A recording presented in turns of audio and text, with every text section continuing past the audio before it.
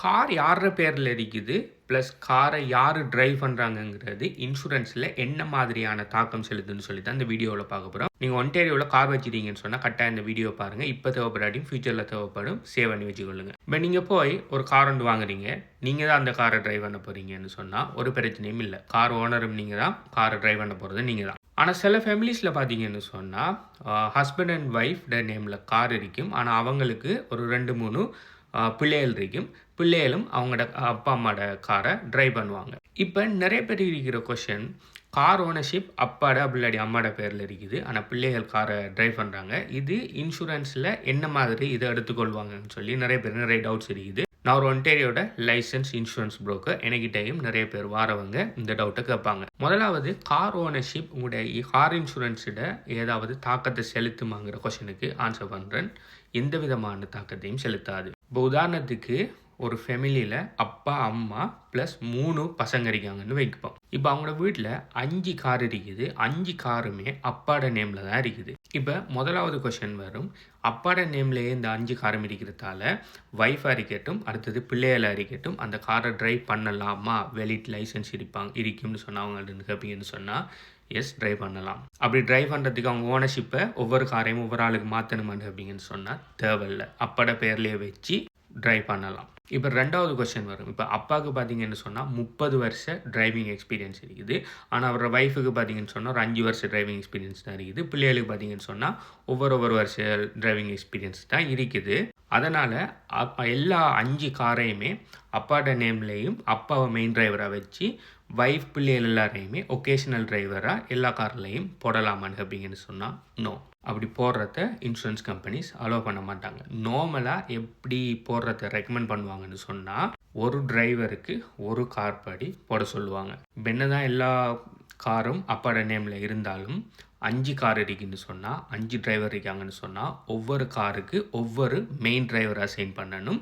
மற்ற டிரைவர் அந்த காரை ஓடுறாங்களா இல்லையாங்களா பார்த்து மற்ற டிரைவரை ஒகேஷனல் டிரைவராக அசைன் பண்ணணும். உதாரணத்துக்கு அப்பா ஒரு வாகனத்தை அவர் ஒர்க் போகிறதுக்கு பாவிக்கன்னு சொன்னால் அந்த வாகனத்துக்கு அப்பாவை மெயின் டிரைவராக போட்டுட்டு அந்த வாகனத்தை ஒய்ஃபோ அப்படி இல்லாட்டி பிள்ளைகள் யாருன்னா பாவிப்பாங்கன்னா மட்டும் அவங்கள ஒகேஷனல் டிரைவராக அதுக்கு போடணும். அதே மாதிரி ரெண்டாவது காரை யார் மெயினாக பாவிக்காங்களோ அவங்களுக்கு அந்த டிரைவருக்கு அசைன் பண்ணணும். அப்படி ஒரு காருக்கு கட்டாயம் ஒரு நியூ டிரைவரை நீங்கள் அசைன் பண்ணணும். ஒரு மெயின் டிரைவரை எல்லா காருக்குமே மெயின் டிரைவராக அசைன் பண்ண முடியாது. ஸோ மெயின் டிரைவரை எந்த காருக்கு அசைன் பண்ணுங்கிறது எப்படி தீர்மானிக்கப்படும் சொன்னால் யார் அந்த காரை டிரைவ் பண்ணுறாங்கிற வச்சு தான் தீர்மானிக்கப்படும். ஏங்கிற காரை அப்பா டிரைவ் பண்ணுறது அநேகமான டைம், பிங்கிற காரை ஒய்ஃப் டிரைவ் பண்ணுறாங்க அநேகமான டைம்னு சொன்னால் ஏங்கிற காரை அப்பாவுக்கு தான் மெயின் டிரைவர் அசைன் பண்ணணும், பிங்கிற காரை ஒய்ஃபுக்கு தான் மெயின் டிரைவராக அசைன் பண்ணணும். பிள்ளைகள் எந்த காரை மெயின் டிரைவராக டிரைவ் பண்ணுறாங்களோ அதுக்கேற்ற மாதிரி அவங்கள அசைன் பண்ணலாம். சிலாக்கள் கேட்பாங்க, ஓகே எங்கள் வீட்டில் 2 பசங்க இருக்காங்க, அவங்க இப்போ தான் G2 எடுத்திருக்காங்க, அவங்க பெருசாக ட்ரைவே பண்ணுறல, ஸோ அவங்கள நேமை மென்ஷன் பண்ணாமல் எந்த பேர்லையும் என் ஒய்ஃப் மட்டுமே அசைன் பண்ணுங்கன்னு சொல்லி சில நேரம் கேட்பாங்க. அப்படி செய்ய முடியாது.